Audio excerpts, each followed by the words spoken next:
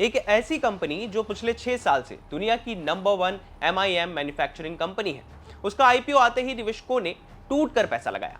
नतीजा, शेयर बाजार में करीब 45% प्रीमियम पर धमाकेदार लिस्टिंग। हम बात कर रहे हैं इंडो MIM की। लेकिन क्या सिर्फ अच्छी लिस्टिंग किसी शेयर को अच्छा निवेश भी बना देती है? यही सबसे बड़ा सवाल है, जिसका जवाब आज इस वीडियो में हम देंगे। नमस्कार, मैं हूं चिराग ठाकुर और आप देख रहे हैं अभिस्तक। इंडो MIM ने शेयर बाजार में शानदार एंट्री की है, लेकिन इस वीडियो में हम समझेंगे कि आखिर इस कंपनी के बिजनेस में ऐसा क्या खास है, क्यों बड़े बड़े विदेशी निवेशकों ने इस पर दाव लगाया है, IPO का पैसा कहां इस्तेमाल होगा और सबसे जरूरी बात, अब इस शेयर में आगे निवेश की रणनीति क्या हो सकती है। इंडो MIM का IPO 461 से 485 रुपए के प्राइस बैंड पर आया। 30 जुलाई को जब कंपनी ने शेयर बाजार में कदम रखा तो NSE पर शेयर 700 रुपए पर लिस्ट हुआ, जबकि BSE पर इसकी एंट्री 703 रुपए पर हुई, यानी इशू प्राइस के मुकाबले करीब 45% का प्रीमियम। खबर शूट होने तक शेयर उछलकर रुपए 736 के आसपास ट्रेड कर रहा था, यानी कि जिन निवेशकों को IPO में शेयर मिले उन्हें पहले ही दिन शानदार रिटर्न मिल गया। दिलचस्प बात यह भी रही कि ग्रे मार्केट प्रीमियम करीब 39% का संकेत दे रहा था, लेकिन असली लिस्टिंग उससे भी बेहतर रही। अब सवाल उठता है कि आखिर निवेशकों ने इस IPO पर इतना भरोसा क्यों दिखाया है। इसका जवाब मिलता है सब्सक्रिप्शन के आंकड़ों से। IPO को कुल मिलाकर 72.34 गुना सब्सक्रिप्शन मिला, लेकिन सबसे ज्यादा भरोसा किसने दिखाया? बड़े संस्थागत निवेशकों ने। क्वालिफाइड इंस्टीट्यूशनल बायर्स यानी QIB का हिस्सा 204 गुना से ज्यादा सब्सक्राइब हुआ। नॉन इंस्टीट्यूशनल इन्वेस्टर्स यानी HNI कैटेगरी में करीब 50 गुना बिडिंग हुई, जबकि रिटेल इन्वेस्टर्स का हिस्सा करीब 6.7 गुना भरा। यानी कि सिर्फ छोटे निवेशक ही नहीं बल्कि बड़े घरेलू और विदेशी निवेशकों ने भी इस कंपनी में जबरदस्त दिलचस्पी दिखाई है। दरअसल IPO खुलने से पहले ही कंपनी ने 1141 करोड़ रुपए एंकर इन्वेस्टर्स से जुटा लिए थे।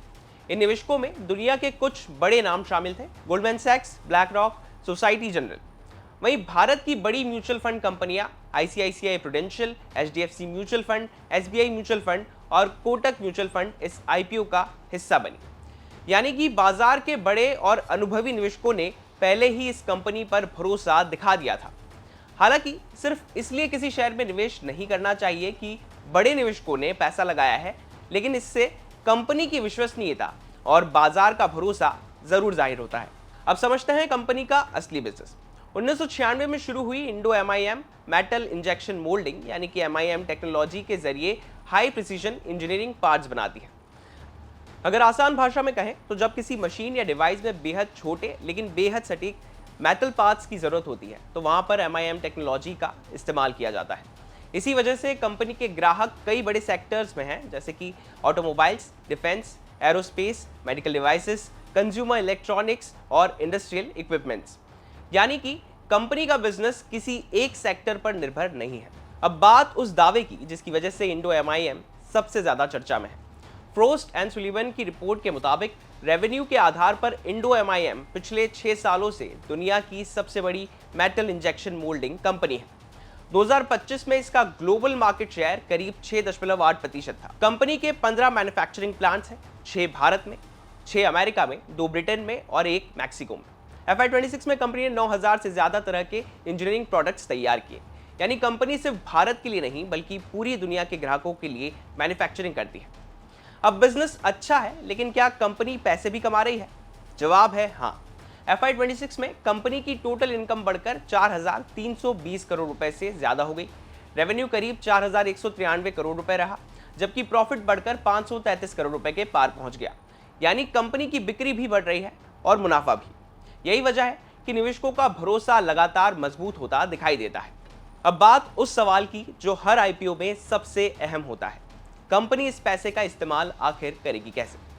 कुल IPO करीब 3,811 करोड़ रुपए का था, लेकिन इसमें एक बात समझना जरूरी है, इसमें सिर्फ 500 करोड़ रुपए फ्रेश इशू थे, जबकि 3,311 करोड़ रुपए ऑफर फॉर सेल यानी कि OFS था। मतलब IPO का बड़ा हिस्सा पुराने निवेशकों और प्रमोटर्स ने अपने शेयर बेचकर जुटाया है। फ्रेश इशू से मिले पैसों में से करीब 400 करोड़ रुपए कंपनी अपने कर्ज को कम करने में लगाएगी। मई 2026 तक कंपनी पर करीब 1212 करोड़ रुपए का कर्ज था। बाकी पैसा कंपनी अपने सामान्य कॉर्पोरेट कामों और विस्तार में लगाएगी। अब आते हैं सबसे जरूरी हिस्से पर। अगर आपको IPO में शेयर अलॉट हुए हैं तो आगे की रणनीति क्या होनी चाहिए?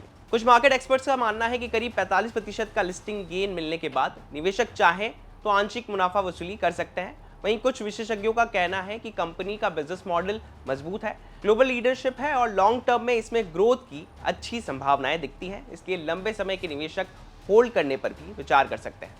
लेकिन अगर आपको आईपीओ नहीं मिला है तो सिर्फ शानदार लिस्टिंग देखकर तुरंत खरीदारी करने से बचना चाहिए। कई बार लिस्टिंग के बाद मुनाफा वसूली के चलते शेयर में उतार चढ़ाव देखने को मिलता है।